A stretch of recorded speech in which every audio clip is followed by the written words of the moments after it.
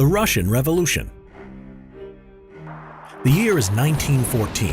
World War I had begun, and Russia was at war with Germany.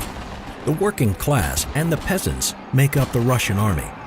However, they are not well equipped or trained for the battles to come. The year is now 1917. Millions of Russians had been either killed or wounded.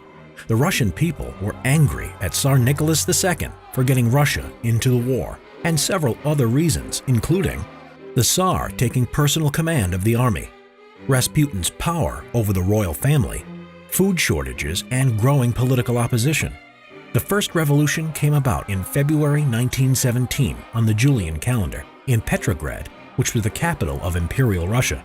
Demonstrators protested about the lack of bread due to rationing and were soon joined by striking workers.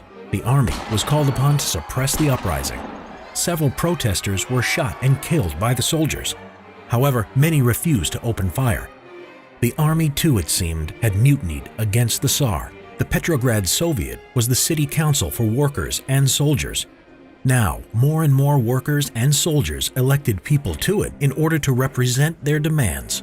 The Tsar abdicated, bringing an end to the Tsarist autocracy, and a new government took over.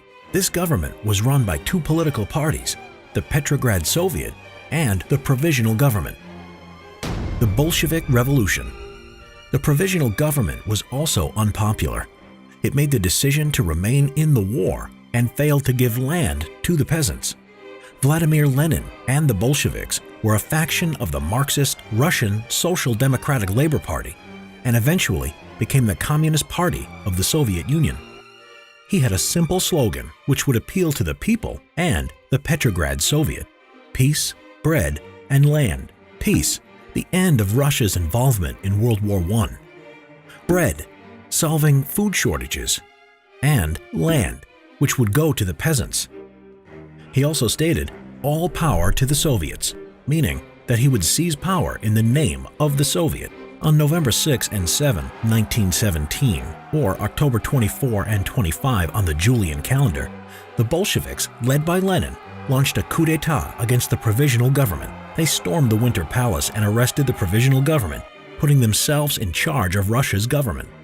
After the revolution, the Bolshevik government exited the war by signing a peace treaty with Germany called the Treaty of Brest-Litovsk. A civil war would erupt in 1918 by those who were against the new Bolshevik government, the White Army, and the Bolsheviks themselves, the Red Army.